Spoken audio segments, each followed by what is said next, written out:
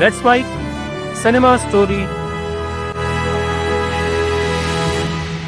धुरंधर की रिलीज के बाद से अचानक हर कोई स्पाई मूवीज का एक्सपर्ट हो गया है। कई लोग तो सोशल मीडिया पर YRF यानी यशराज फिल्म्स को स्पाई फिल्में बनाना सिखाने में लग गए। मतलब full on Dhurandhar versus Pathan and tiger हो रहा है। ट्विटर पर, इंस्टाग्राम पर, हर जगह बस यही ट्रेंडिंग है। अरे YRF को धुरंधर से सीखना चाहिए कैसे बनाते हैं स्पाई फिल्म्स। पठान में बस एक्शन ही एक्शन था, टाइगर की फिल्में बहुत ही ज्यादा बेकार है, वॉर में स्टोरी नहीं थी। मतलब एक फिल्म आई और सब क्रिटिक बन गए, और वो भी बिना किसी बॉक्स ऑफिस के कलेक्शन को देखे। इसीलिए इस पूरी बहस का असली सच, कड़वा सच, सीधा सच आपके सामने रखने वाली हूं। सबसे पहली और सबसे इंपॉर्टेंट बात जो मुझे कहनी है वो है कहानी है। लोग कमर्शियल एंटरटेनर और नीश कंटेंट में बेसिक फर्क को ही नहीं समझ पा रहे हैं, और यही सबसे बड़ी प्रॉब्लम है। तो देखो यार, ये दोनों बिल्कुल अलग अलग जॉनर हैं। इन दोनों के फिल्म मेकिंग का तरीका अलग है, बजट अलग है, स्ट्रैटेजी अलग है, टारगेट ऑडियंस अलग है, मार्केटिंग तक अलग है, और सबसे इंपॉर्टेंट इसका मकसद ही अलग अलग है। धुरंधर एक डार्क, ग्रिटी और रियलिस्टिक स्पाई थ्रिलर है जो एक स्पेसिफिक एजुकेटेड अर्बन ऑडियंस के लिए बनी है। इसमें रॉ एक्शन है, रियलिस्टिक टोन है और डार्क नैरेटिव है, और जिस ऑडियंस के लिए ये बनी है उसके लिए ये सही है। लेकिन पठान, टाइगर जिंदा है, टाइगर 3, वॉर, ये सब कमर्शियल मास एंटरटेनर्स हैं जो पूरे देश की मास ऑडियंस का ध्यान अपनी तरफ खींचना चाहती है। कश्मीर से लेकर कन्याकुमारी तक, दिल्ली से लेकर हर जगह तक, मेट्रो सिटी से लेकर टाउन, स्मॉल टाउन्स तक, ये सबका ध्यान खींचना चाहती हैं। अब सोचो, YRF ने पठान को भी धुरंधर की तरह डार्क, सीरियस और नीश टाइप का बना दिया होता तो क्या होता? क्या शाहरुख खान की वो धमाकेदार कमबैक वाली स्टोरी हो पाती? नहीं हो पाती। क्या सिनेमा घरों में वो तालियां बज पाती? शायद नहीं। क्या 1000 करोड़ क्लब पॉसिबल हो पाता? बिल्कुल नहीं, ये होता ही नहीं। अब आते हैं नंबर्स पर, क्योंकि नंबर्स कभी झूठ नहीं बोलते। टाइगर जिंदा है की बात करूं तो फिल्म ने भारत में 3 करोड़ से ज्यादा का फुटफॉल रिकॉर्ड बनाया था। 3 करोड़ लोगों ने थिएटर में जाकर इस फिल्म को देखा था। क्यों? क्योंकि ये एक कंप्लीट पैकेज फिल्म थी।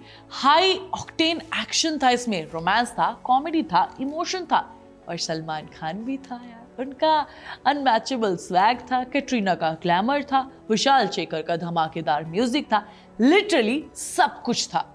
एक पैसा वसूल एंटरटेनर। और को देखो 300 प्लस करोड़ क्लब। ऋतिक और टाइगर की केमिस्ट्री अनबिलीवेबल एक्शन था, सीक्वेंस, फॉरेन लोकेशंस, पूरा स्पेक्टल, पूरा का पूरा एकदम मास एंटरटेनमेंट वाला वाइब था। पठान तो उसकी बात तो मत ही करो यार। पैंडेमिक के बाद सिनेमा को रिवाइव करने का क्रेडिट किसे दिया जाता है?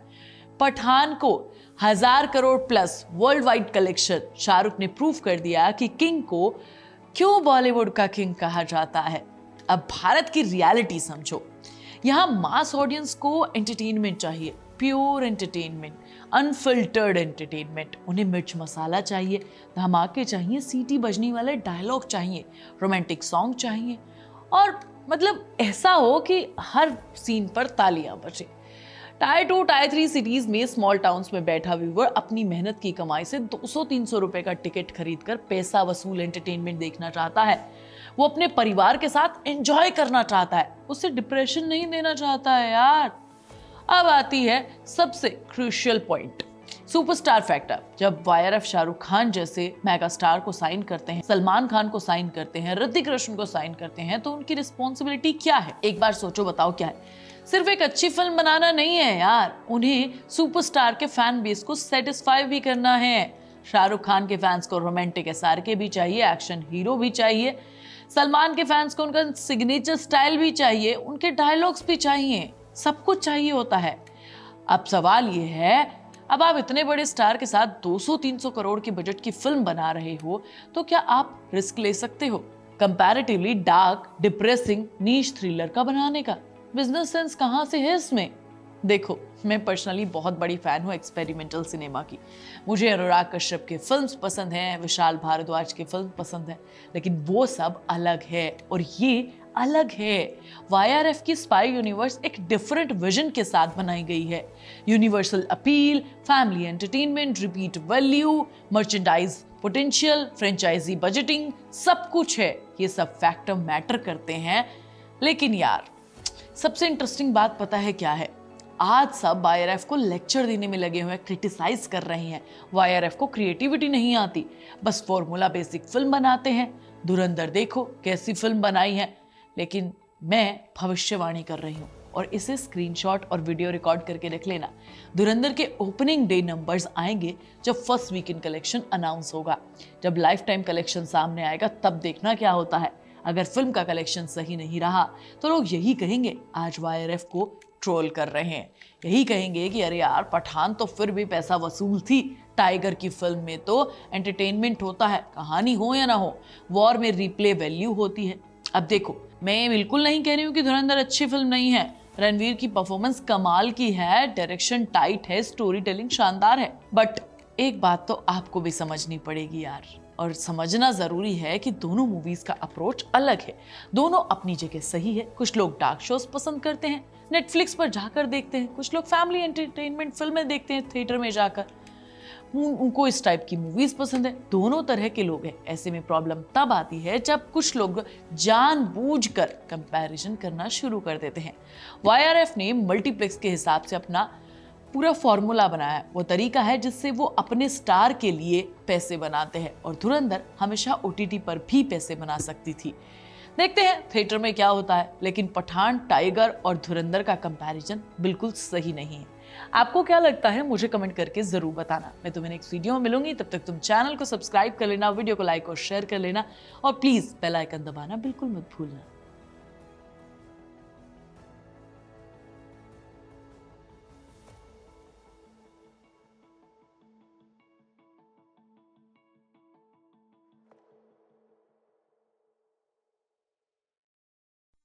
आप सुन रहे थे let's make more than radio. Follow कीजिए हमें हमारे सोशल मीडिया प्लेटफॉर्म्स पर। It's time for news. It's time for more than radio. Presenting the first radio news app, Let's Mic. Let's Mic, a news-based app on your phone where you get to watch and listen news, talk shows, interviews, radio show podcasts. On Let's Mic, you get all relevant information of TV, print, radio, podcast, and digital. Let's Mic talks about every segment of life.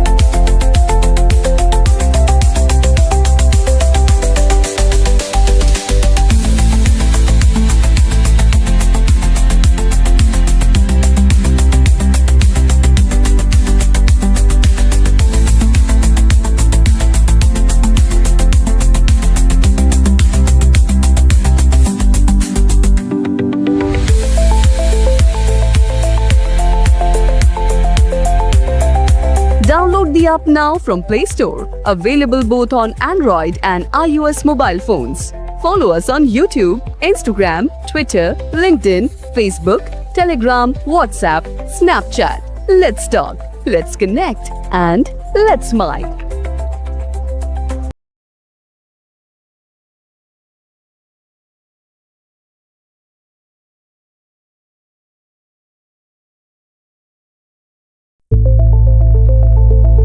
It's time for news.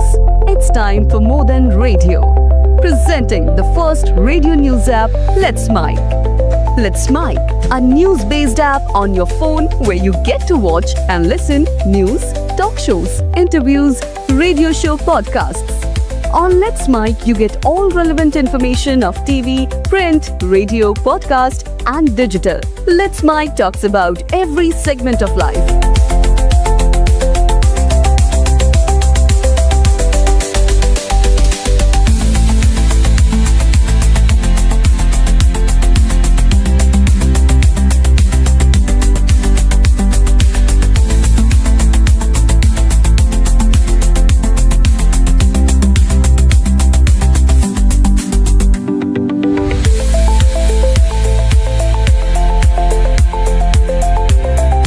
Download the app now from Play Store. Available both on Android and iOS mobile phones. Follow us on YouTube, Instagram, Twitter, LinkedIn, Facebook, Telegram, WhatsApp,